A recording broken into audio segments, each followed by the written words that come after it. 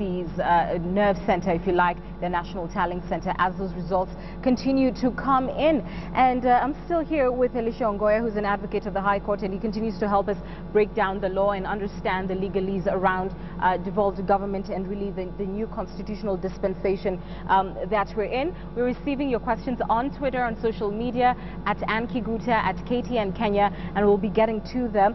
Karima Chiuri, you've written in and said, with all the analysis, opinions, etc., do not forget to remind everyone it is International Women's Day. Yes, so happy Women's Day to all the women, of course, watching our live broadcast.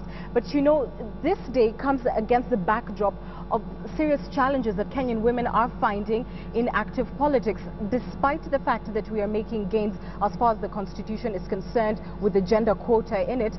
We're not seeing Kenyan women necessarily being elected. We didn't even see them necessarily also stand up really in droves for elected positions. And then on top of that is the performance of Martha Karua in this race. Of course, 11 constituencies still out, but we don't expect much to change. And in many areas, she has been superseded, if you like, by new political entrants, the likes of Dida. So just your thoughts as far as the women's movement is concerned and the challenges that we are experiencing now as far as penetrating active politics. It's concerned. Of course, Happy Women's Day. Thank you. Important. Let me put it this way. Women have participated in this election. They went out in numbers. We saw groups like the UN Women carrying adverts in the papers trying to lobby Kenyans to vote for women. The outcome is, to the best of my recollection, there's no single woman who has been elected governor in this country, in this election. To the best of my recollection, there's no woman who has been elected senator in this election in this country. And that's quite a bit of a challenge moving forward with the women's rights struggles.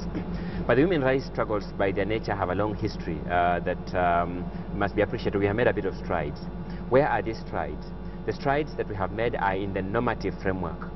It is now anchored in the Constitution that measures must be taken to ensure that not more than 2/3 of members of elective and appointive public bodies are of the same gender. This will be found in Article 27, Article 8 of the Constitution and Article 81 of the Constitution, that not more than 2/3 of the members of elective and appointive public office are of the same gender. Of course, this question was presented to the Supreme Court for interpretation.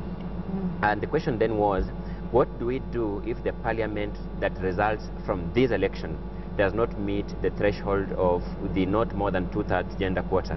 And the Supreme Court said, well, this provision is to be realized progressively. It's not immediately realizable, meaning that if this parliament does not meet that quota, then it will not necessarily be unconstitutional. But the court again insisted that parliament has a duty to ensure that by the 5th year from the date of promulgation of the constitution, parliament must have put in place measures like this. And that means by the 27th day of August, the year 2015, which is barely 2 years from today, Parliament must have put in place measures to ensure that moving forward, not more than 2/3 of the members of elective and appointed public officers are of the same gender. To that extent, I think legislatively, or setting up the normative framework, we have made quite a bit of progress. Where we are lagging behind is changing the social attitudes of the people of Kenya to make them come to terms with the fact that they can entrust sensitive leadership positions to women as well. And we hope that a lot of education of a civic nature will go out there and make Kenyans understand that it is very risky to continue avoiding to elect women. Where do I say this?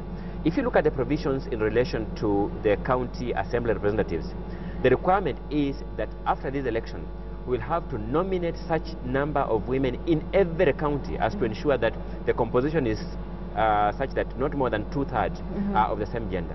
That has budgetary consequences to Kenyans. And you remember the chairperson of the Revenue Allocation Commission pleading with Kenyans, please, if there's any favor you can do yourselves, elect more women in county assemblies, because if you don't, there is no postponement of that cost consequence.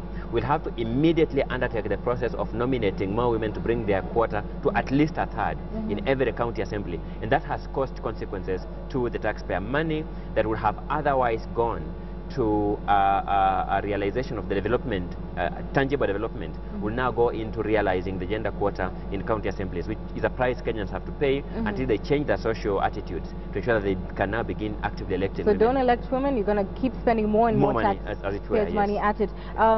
Bill Armstead Christy, I hope is your name. This is on Twitter. You're asking, so what will the role of the women's rep be?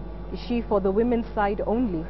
It's important to the name would represent suggest it. that our women's representative is a member of the National Assembly with no less capacity, with no less role in the National Assembly like any other member of the National Assembly, with no less status than the 12 nominated members of the National Assembly, with no less status than the 290 elected members of the National Assembly. So it's important for you to appreciate that this person has to perform all the roles of a member of the National Assembly, legislative roles, keeping the government on checks, and so forth and so on. The reason why the women rep position were introduced was to realize some sense of affirmative action. It was realized that in the course of debates in Parliament, there is no association with issues that are at the heart of women. And it was thought that in the course of the ordinary legislative mandate of Parliament, it's important that you have people present in Parliament who feel what women feel out there and who therefore speak the woman's voice in the course of that mandate. Not because that is their sole mandate, no. They have a mandate to carry on with the national agenda, the constitutional agenda of the National Assembly, like any other member of that assembly. Fantastic. And of course, women's issues are national issues. It's important to appreciate that, yes. All right, let's take a look at our Super Bowl now, and we want to show you some of the results that we have received so far as the governor's race is concerned. If we could just open that up. I believe we need to go to the Bomas of Kenya first. Let's listen in at what's happening at the Bomas of Kenya.